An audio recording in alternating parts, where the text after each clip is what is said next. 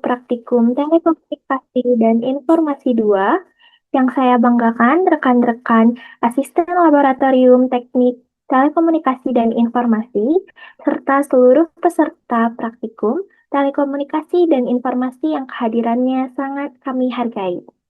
Pertama-tama, mari kita panjatkan puji syukur kehadirat Tuhan Yang Maha Esa atas rahmat-Nya kita dapat melaksanakan kegiatan responsi praktikum telekomunikasi dan informasi 2 hari ini. Sebelumnya, izinkan saya memperkenalkan diri. Saya Yasmin Nurrahma selaku moderator yang akan memandu kegiatan responsi hari ini. Baik, di sini saya akan memaparkan susunan kegiatan responsi hari ini. Yang pertama akan ada pembekalan materi praktikum yang akan disampaikan oleh Ibu Hajiar Yuliana STMT. Selanjutnya akan ada sesi dokumentasi, lalu dilanjut dengan pemaparan tata tertib praktikum yang akan disampaikan oleh asisten laboratorium, lalu akan diakhiri oleh sesi tanya jawab dan penutup. Baik, untuk mengefektifkan waktu, mari kita mulai dengan pemaparan pembekalan materi praktikum oleh Ibu Hajiar Yuliana STMT. Kepada Bu Hajiar, saya persilahkan. Oke, terima kasih sebentar ya. Sebelumnya mohon maaf saya nggak bisa buka kamera karena kameranya agak sedikit bermasalah ya. Saya izin share screen.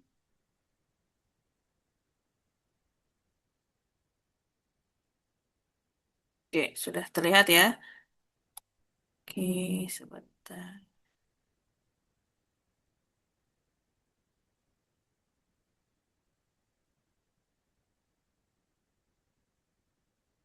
Oke, teman-teman. Insya Allah hari ini kita akan responsi atau sedikit pemaparan terkait praktikum TTI 2. Jadi teman-teman di semester ini, teman-teman yang TTI nanti akan praktikum TTI 1 dan TTI 2. Kalau di TTI 1 itu materinya itu terkait kayak antena, siskom, kemudian apa? Jadi memang yang berbau pengukuran seperti itu. Kemudian kalau di TTI 2 ini praktikumnya itu meliputi beberapa mata kuliah. Jadi mata kuliah yang pertama itu adalah kecerdasan buatan, yang kedua itu adalah cloud computing, yang ketiga ada network management. Jadi praktikumnya nanti akan lebih banyak bermain dengan komputer, kira-kira seperti itu ya. Total modul yang dipraktikumkan di praktikum ini total ada 4 modul. 2 modul itu membahas mengenai kecerdasan buatan, kemudian 1 modul tentang cloud computing, kemudian modul satunya lagi tentang network management. Saya jelaskan dulu, kita tuh nanti praktikum kira-kira belajarnya seperti apa dan bagaimana ya. Untuk modul 1 dan 2 itu materinya terkait perkuliahan kecerdasan buatan. Ya, bedanya, jadi modul 1 dan 2 ini saya batasi hanya membahas mengenai algoritma supervised learning atau supervised machine learning. Ya, jadi kan teman-teman sudah mempelajari itu sebelumnya. Sebentar ya. Teman-teman sudah mempelajari itu sebelumnya pada pertemuan terakhir ya, perkuliahan sebelum UTS terkait algoritma supervised learning, di mana supervised learning ini dibagi menjadi dua, ada yang algoritma klasifikasi dan ada yang termasuk algoritma regresi. Nah, yang dipraktikumkan itu terbatas hanya pada algoritma supervised learning. Di modul 1 itu kalau nggak salah klasifikasi, di modul 2 itu regresi. Atau kebalik saya lupa, nanti mungkin disesuaikan saja pada saat praktikum. Intinya bahwa praktikumnya itu terbatas pada algoritma-algoritma modul 1 itu hanya klasifikasi saja, kedua nanti di modul kedua itu hanya regresi saja. Ya, seperti itu. Kemudian mungkin ada pengenalan-pengenalan yang lainnya, tapi lebih banyak supervised learning memang. Kemudian modul ketiga itu terkait cloud computing, nanti saya jelaskan. Kemudian modul yang keempat terkait network management. Ini untuk modul yang pertama. Jadi modul yang pertama teman-teman nanti akan dikasih modul 1 dan 2. Teman-teman di situ nanti akan dikasih satu dataset, di mana dataset itu merupakan hasil pengukuran drive test ya, yang di dalamnya itu ada informasi level sinyal seperti itu, dan juga fitur parameter yang lainnya. Ya, nanti algoritma yang dicoba di modul satu itu terkait regresi. Algoritmanya nanti kalau nggak salah ada 4, ada decision tree, random forest, SVM, dan KNN. Nanti teman-teman mencoba dari dataset itu teman-teman harus paham mana yang fitur dan mana yang label. Itu kan sudah kita bahas pada saat perkuliahan ya. Mana yang fitur, mana yang label. Kemudian dicoba dengan 4 algoritma. Nanti output hasil prediksinya itu dievaluasi. Metrik evaluasinya nanti selain apa namanya menghitung RMSE dan semacamnya, teman-teman juga akan menghitung akurasi, presisi, recall, dan F1 score. Seperti itu. Ada juga nanti tambahan mungkin AUC atau IUC, erosi, dan juga confusion metric. Nanti akan teman-teman mengenal, melihat seperti apa evaluasinya untuk apa dari data yang sudah ada. Begitu juga dengan modul 2. Nah, modul 2 mungkin eh sebentar, ini modul 2 mungkin nanti saya di PPT-nya belum saya perbaiki ya, tapi intinya modul 1 dan 2 terkait supervised machine learning. Algoritmanya yang satu di modul satu tuh klasifikasi, yang satu regresi. Tadinya memang modul 2 itu mau saya explore ke deep learning, tapi karena teman-teman belum belajar, jadi mungkin hanya dibatasi sampai klasifikasi dan regresi. Tapi datanya itu sama, hanya menggunakan data drive test, kira-kira seperti itu. Kemudian untuk modul 3, di sini modul 3 ini terkait mata kuliah cloud computing. Jadi di sini diharapkan teman-teman bisa memahami eh, terkait perkuliahan cloud computing itu sebenarnya ngapain sih sebenarnya. Jadi nanti di sini kita akan membangun semacam cloud sendiri gitu ya, cloud storage sendiri, mungkin mirip dengan Google Drive atau semacamnya, tapi servernya bisa kita kelola sendiri. Di sini aplikasi yang kita pakai itu adalah Nextcloud ya. Nextcloud, kita pakai aplikasi Nextcloud. Ini kalau nggak salah berbasis Ubuntu atau Linux semacam itu. Nanti di sini teman-teman eh analoginya teman-teman bisa membuat cloud atau semacamnya untuk digunakan pada satu sistem. Kira-kira seperti itu. Jadi sebenarnya arahnya itu kalau cloud computing sebenarnya teman-teman itu memahami teknologi mana yang memungkinkan untuk penyimpanan dan pengolahan data. Kira-kira arahnya ke situ. Jadi kan jenis-jenis penyimpanan data itu kan tentunya bervariasi ya tergantung kebutuhan. Ada juga karakteristiknya masing-masing. Saya kurang tahu apakah di perkuliahan dibahas apa enggak. Kemudian model layanan sendiri di cloud computing, setahu saya ada semacam tipe pelayanannya itu ada 3. Ada IaaS nih ya, yang ini nih. Pelayanan yang ini nih. Ini kita tahu ada SaaS. SaaS ini adalah software as service. Jadi kalau dianalogikan, misalkan teman-teman mesen pizza nih ya, mesen pizza, nah atau mesen order sesuatu yang delivery, kalau yang aplikasi yang berbasis model layanannya adalah SaaS, jadi teman-teman tuh mesen tapi tinggal tahu makan aja. Teman-teman nggak tahu dapurnya itu seperti apa, isinya apa, itu teman-teman nggak tahu. Teman-teman juga nggak tahu cara masaknya itu gimana. Teman-teman cuma tahu makannya saja. Itu namanya yang SAS, jadi software as service. Ada satu lagi itu aplikasi itu namanya PaaS. Ya, model layanannya adalah PaaS, sorry. Platform as Service. Nah, itu judulnya kayak ini. PaaS tuh kayak model ini. eh PaaS itu hampir mirip kayak MBG gitu. Jadi ada dapurnya sendiri, tapi status dapurnya itu disewa untuk kita masak seperti itu. Kemudian ada juga yang IaaS.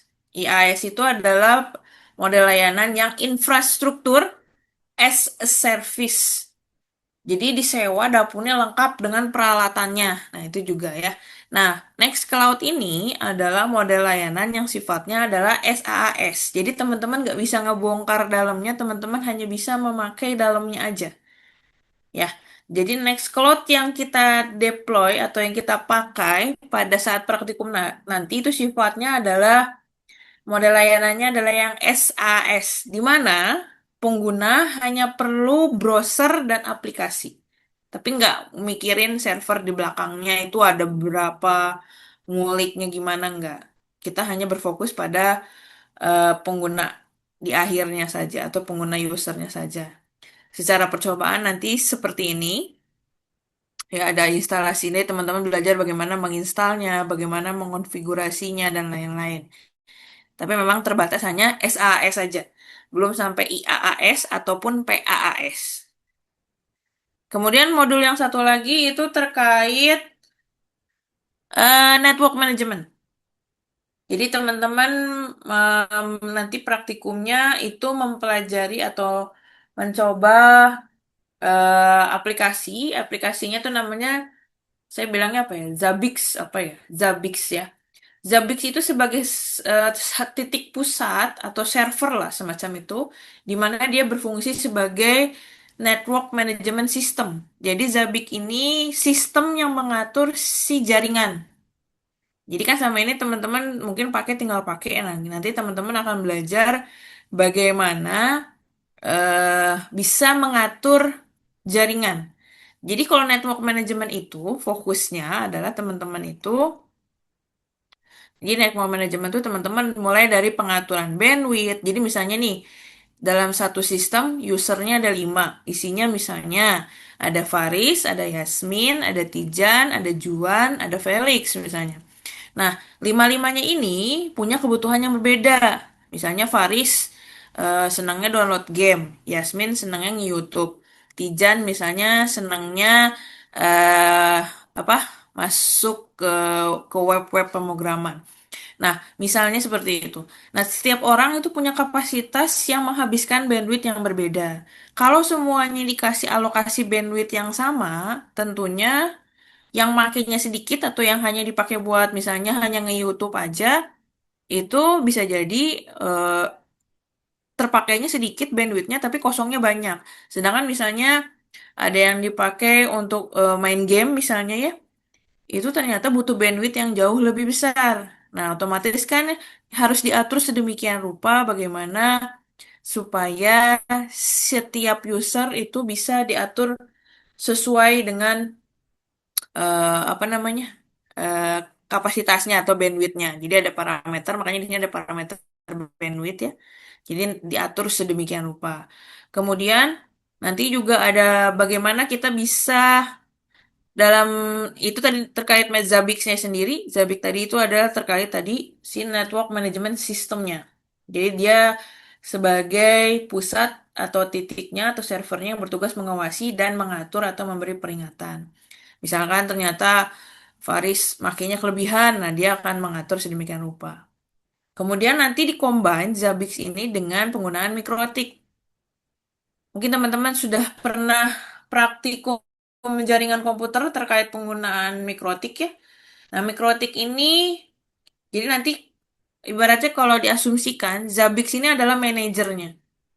Mikrotik ini sebagai agentnya.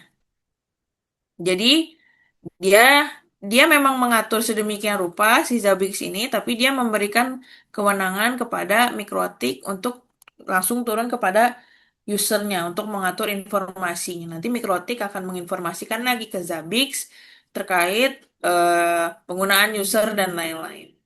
Seperti itu ya. Jadi ini kombinasi antara si network management system dengan sistem jaringan itu sendiri. Gitu. Arahnya sebenarnya seperti itu. Kemudian mungkin yang anak-anak SMK ini sebenarnya udah pernah ya praktikum ini. Selain tadi mengatur bandwidth juga memonitoring terkait misalnya apakah selama proses apa namanya? Selama proses pengiriman data dan semacamnya itu apakah ia mengalami delay, kemudian penggunaan memorinya bagaimana, CPU usage dan lain-lain. Jadi banyak yang dimonitor ya. Dan itu bisa dilihat di Zabbix itu sendiri. Zabbix tuh jadi nanti bisa ngatur kita maunya seperti apa dan bagaimana. Kira-kira gitu. Jadi ini terkait yang network manajemen sistem. Kira-kira ini modul 4 ya, sorry saya salah ini. Ini modul 3 terkait cloud computing, ini modul 4 network management.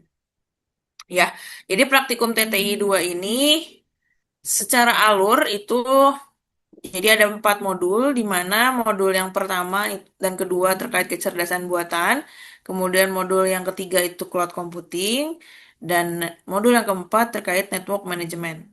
Jadi diharapkan outputnya nanti teman-teman bisa merancang, mengimplementasi, dan menganalisis sistem telekomunikasi, khususnya yang berbasis AI, cloud, dan network management secara terpadu atau secara intinya teman-teman paham lah bagaimana menggunakan sistem ini gitu ya. Sebentar ya. Ya, ya. Sebentar.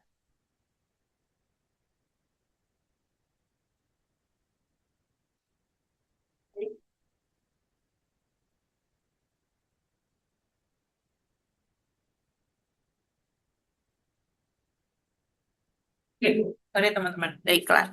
Nah, diharapkan kompetensi yang diharapkan ini eh, pertama penilaian secara kognitif itu teman-teman memahami yang pasti konsep AI, cloud, dan network management kan selama ini mungkin terbatas pada ini ya, pada materi saja di kelas. Harapannya pada saat praktikum teman-teman mengetahui, oh ini tuh dipakainya seperti ini, penggunaannya seperti ini. Selain itu teman-teman juga dapat kompetensi terkait penggunaan tools. Ya, jadi nanti kalau AI ini teman-teman nanti pakai Python, bahasanya bahasa Python. Mungkin teman-teman belum belajar bahasa Python, tapi nanti mungkin akan kenalan di praktikum ini. Hmm, kemudian apa tuh? Si programnya itu dijalankan di Google Cloud ya. Kenapa Google Cloud bukan VS Code atau yang lainnya? Supaya kalau berbasis online teman-teman bisa jauh lebih fleksibel untuk pindah-pindahnya. Jadi misalnya sekarang mau nyoba di komputer, besok mau nyoba di laptop itu bisa ya. Kemudian cloud juga teman-teman juga untuk cloud sendiri teman-teman tadi pakai sorry, kalau network management teman-teman pakai Zabbix juga menggunakan mikrotik itu sendiri. Kemudian untuk cloud computing tadi teman-teman pakai apa? Saya lupa Nextcloud ya.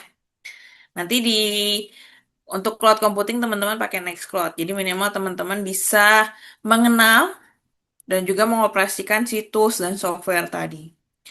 Secara efektifnya penilaiannya teman-teman bisa bekerja sama dengan tim praktikum yang nanti teman-teman ada teman-teman teman apa sendiri ya gitu.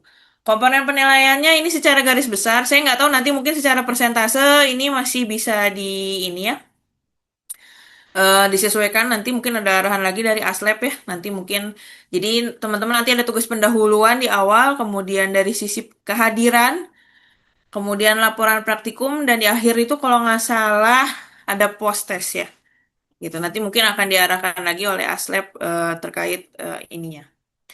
Mungkin seperti itu teman-teman. Sampai sini ada yang mau ditanyakan terlebih dahulu?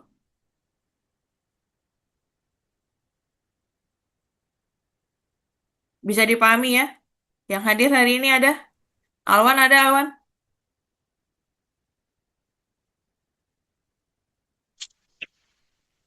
Ada Bu.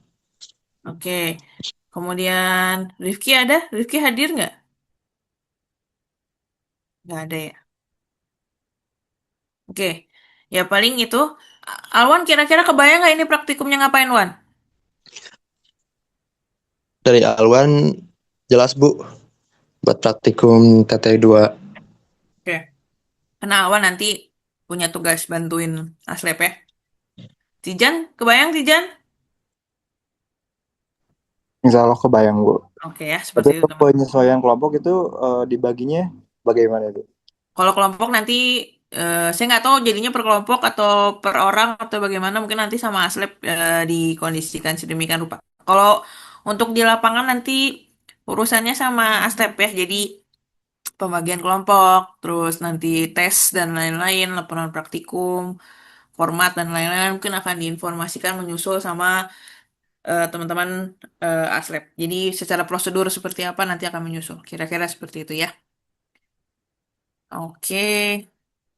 Seperti itu ya teman-temannya untuk praktikum ini. Jadi praktikum yang TTI 2 ini mungkin lebih banyak program bahasanya ya, lebih banyak program atau programming. Jadi silahkan dimanfaatkan, terutama kecerdasan buatan karena ini berbasis bahasa Python. Kalau teman-teman mengenal dan bisa, itu bisa dikembangkan lebih lanjut karena bahasa Python kan juga sudah mulai dipakai kemana-mana. Jadi mudah-mudahan itu jadi improvement sendiri untuk teman-teman nanti di CV-nya atau di apa pertemuan selanjutnya. Kira-kira seperti itu. Oke, kalau tidak ada pertanyaan, mungkin saya cukupkan sekian. Saya kembalikan kepada Yasmin. Silakan Yasmin.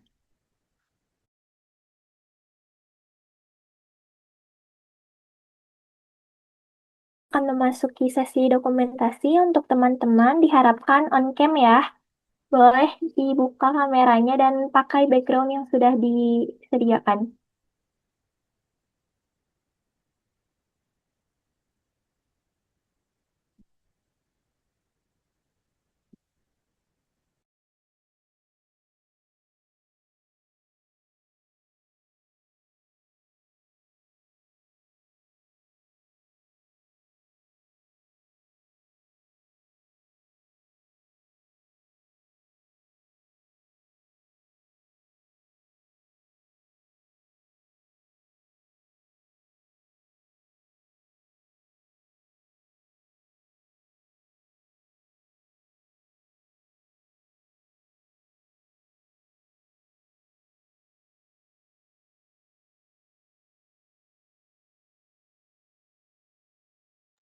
Baik, kita mulai ya dokumentasinya. Untuk Akang boleh dibantu dokumentasinya. Baik, Mulai untuk satu. slide 1.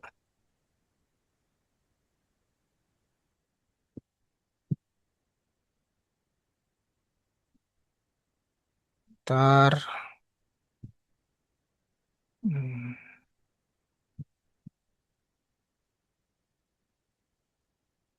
ntar,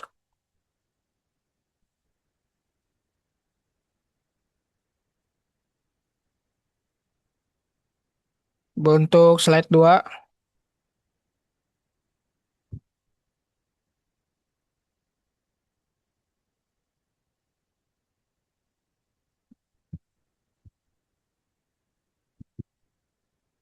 lalu slide 3,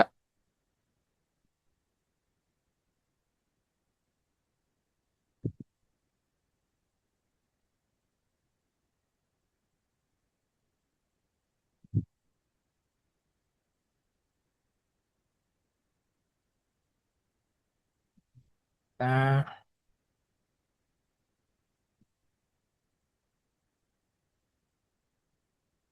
dah. Baik, terima kasih Kang. Sekali lagi terima kasih kepada Ibu Hajiar. Apabila ingin meninggalkan lokasi Zoom, boleh dipersilahkan Ibu.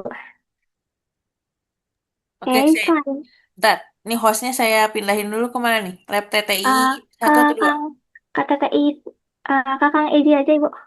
Oke, hostnya saya pindahin dulu ya. Mic host. Oke, sudah ya. Saya izin live kalau begitu ya. Terima Ya, kasih. terima Selamat kasih pagi. Bu. Yuk, terima kasih, Selamat Bu. pagi.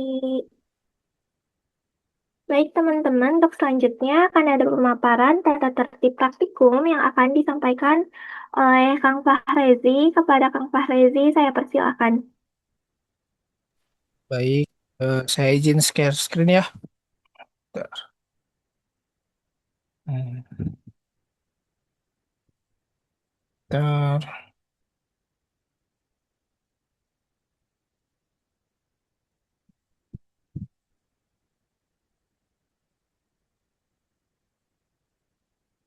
Udah terlihat belum buat share screen ya? Udah, Kang. Oke. Nah, di sini di selamat pagi semuanya. Izin saya perkenalkan diri, nama saya Muhammad Pareji dari Lab TTI. Kita punya di sini ada SOP dari tiap praktikumnya. Hampir sama kayak tahun kemarin juga. Untuk persyaratan pendaftaran, praktikum, dan kelengkapan praktikum. Setiap praktikan diwajibkan membawa kelengkapan yang harus dipersiapkan untuk praktikum.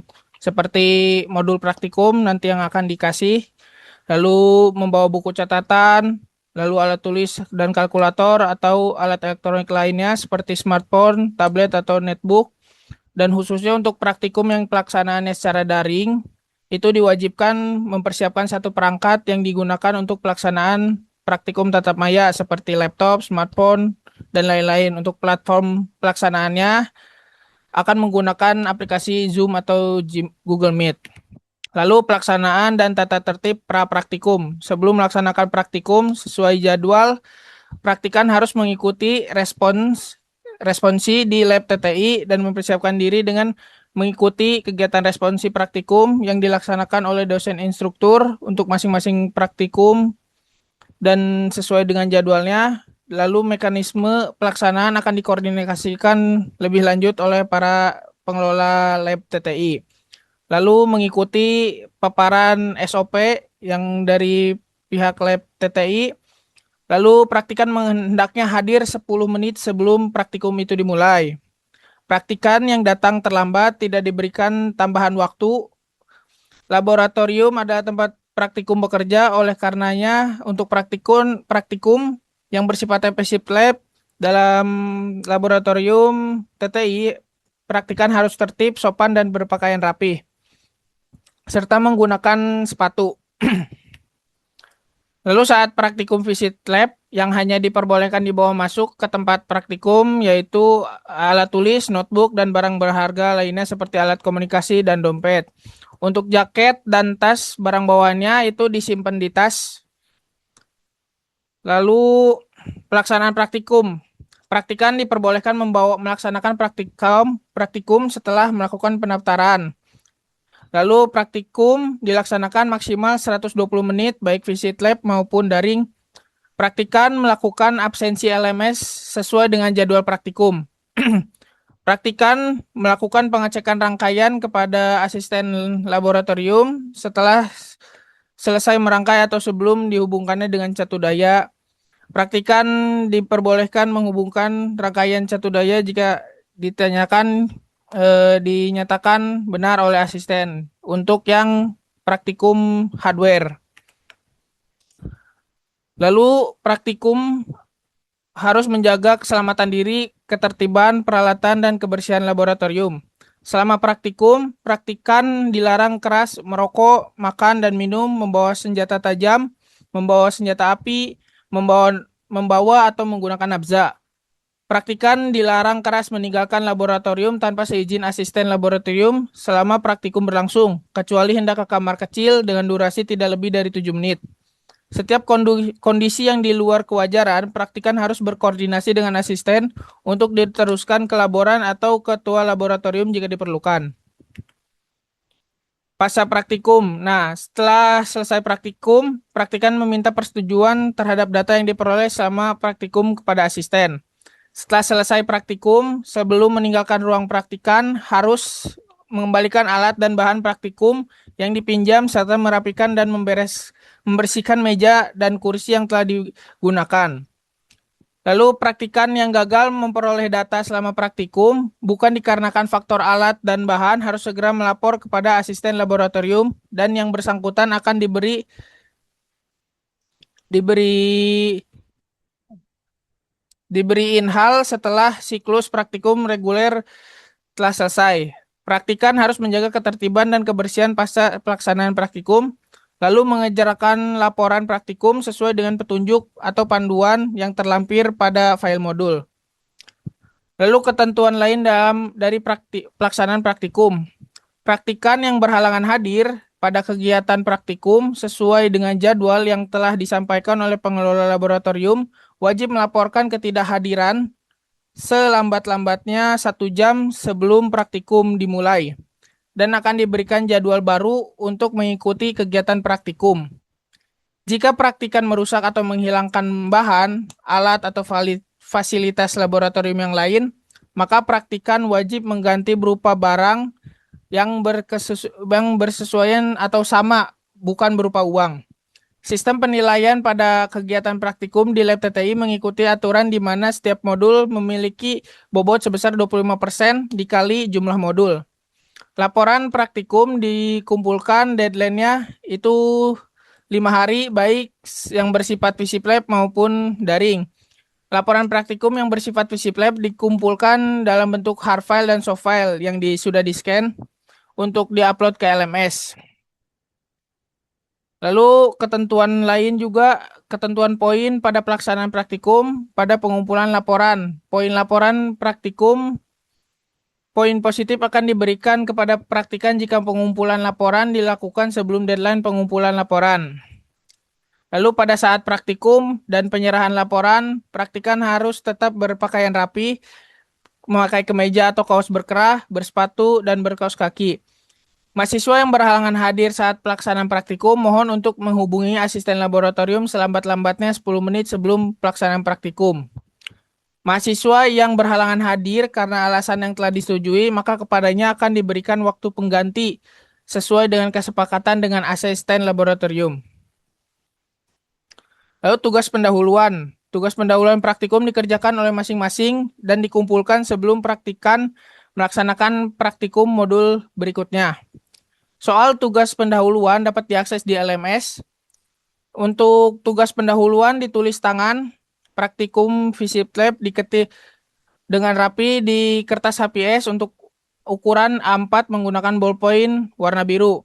Dan di modulnya, di tugas pendahuluannya itu ada cover sama soalnya, diharapkan tuh di print untuk menandakan bahwa ini bedanya tugas pendahuluan dengan modul gitu. Untuk tata tertib dan mekanisme penulisannya masih sama seperti praktikum-praktikum lainnya. Nah, ini untuk penilaian praktikumnya, kehadiran itu di 10%, tugas pendahuluan itu 20%, untuk laporan itu di 40% dan post-test di 30%. Dan ini untuk kontak personnya, untuk yang TTI 1, TTI 2, dan seterusnya. Dan nanti kan minggu depan untuk pertemuan pertama praktikumnya kan menggunakan software. Itu diharapkan jika berkemungkinan itu membawa laptop sendiri boleh atau menggunakan komputer, dan diharapkan harus sudah punya akun Google masing-masing. Soalnya ini karena menggunakan Google Colab, yang mana itu menggunakan akun Google masing-masing gitu. Diharapkan sudah. Ada yang ingin dipertanyakan? Jika tidak ada, dikembalikan ke moderator.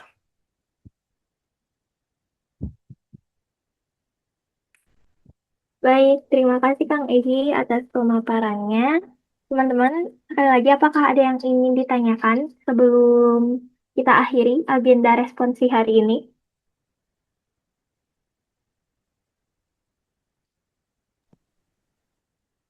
Cukup dari saya. Baik.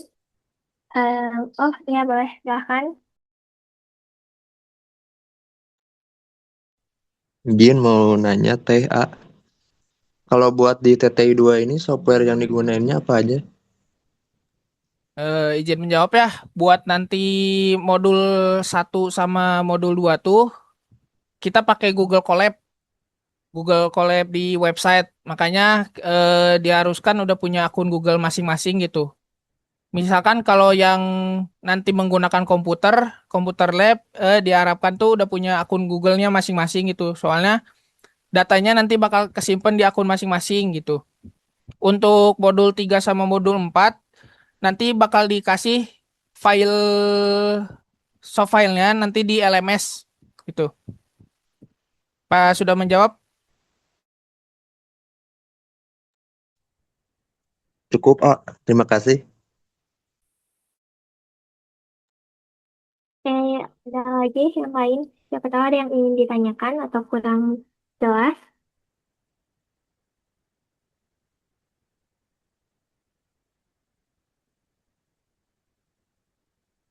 Oke, kalau sudah cukup, agenda responsi hari ini telah berakhir. Terima kasih untuk teman-teman semua yang telah menyempatkan waktunya untuk menghadiri responsi praktikum telekomunikasi 2 hari ini. Wassalamualaikum warahmatullahi wabarakatuh. Waalaikumsalam warahmatullahi wabarakatuh. Yuk. Assalamualaikum warahmatullahi wabarakatuh.